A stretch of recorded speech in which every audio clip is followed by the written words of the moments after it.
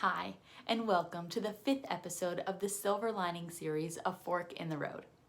Today, we're going to be talking about perspective.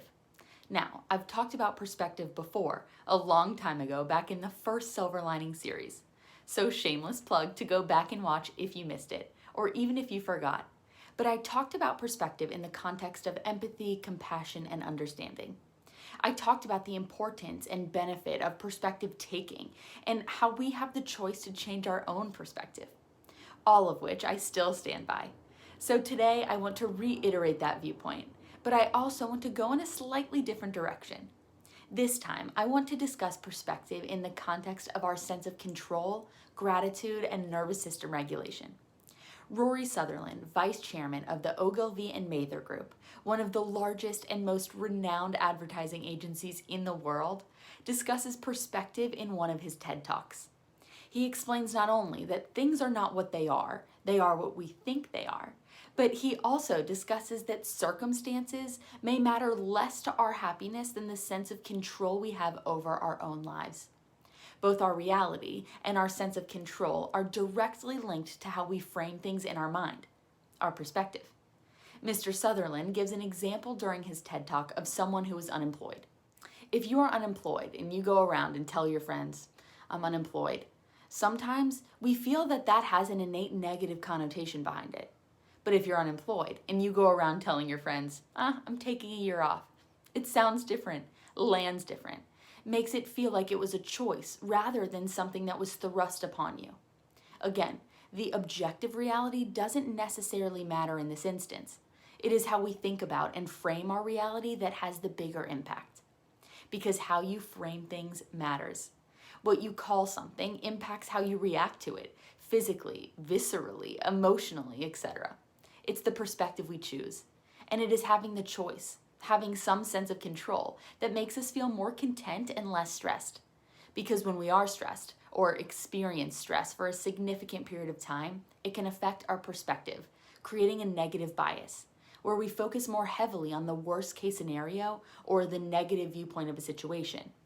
But remember, negative thoughts are an evolutionary trait to help keep you safe. They are meant to identify threats, learn from mistakes, and solve problems. 90% of all of our thoughts throughout the day are repetitive. And if you repeat something often enough, it creates a neural pathway in the brain. So if your negative thoughts get repeated enough, they become habitual. And without even meaning to, we become hyper-focused on all of the things that don't work out or go our way, causing us to miss some of the wonderful things that happen around us. But when we are able to change our perspective, it helps us to understand situations through a new lens. So how?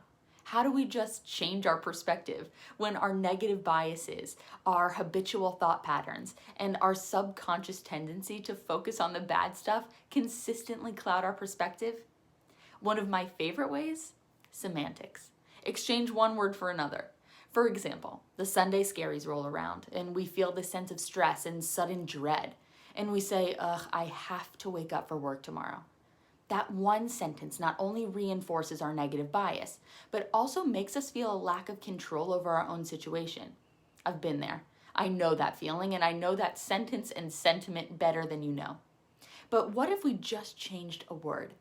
What if, when the Sunday scaries roll around and our stress levels and sense of dread begin to creep in, we say, but I get to wake up for work tomorrow? One word. Instead of have to, try to say get to. Another example, I can't make it to happy hour today. I have to pick my kids up from school.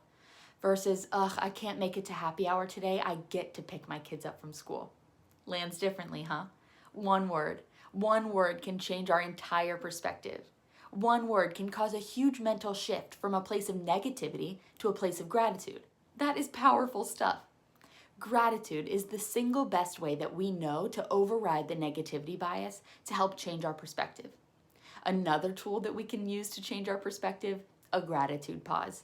Simply stop what you're doing, take a couple of deep breaths, and focus on the things that you are grateful for in that moment. I just did this the other day when I was having a really hard day at work.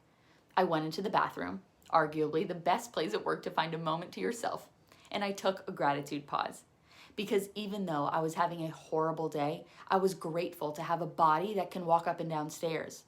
I was grateful for my sister that I called at lunch to vent to. I was grateful that the sun was shining, and even though I wasn't outside to experience it, it was helping my mood through the windows.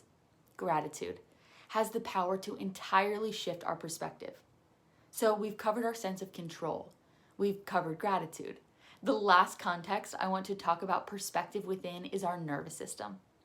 Naturally, increased stress, feeling a lack of control over our own circumstances, and negative thought patterns heighten our sympathetic nervous system and the symptoms that accompany it.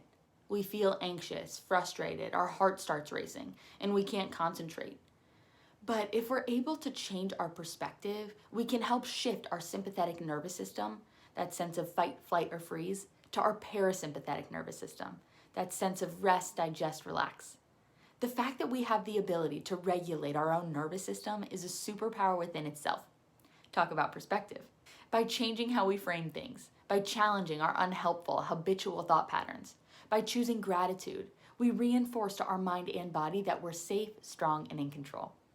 I am safe, I am strong, I am in control. Affirmations. Like how I sneak that in there?